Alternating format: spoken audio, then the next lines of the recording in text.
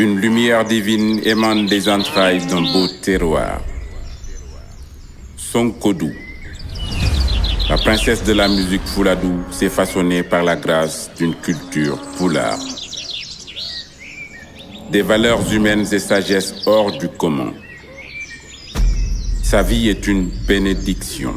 La beauté de sa voix résonne dans nos âmes à l'infini. Couronnée par sa mère, la reine aux décibels assimilés est devenue la fierté du terroir.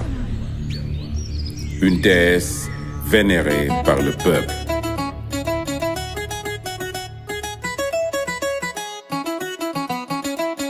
Yeah.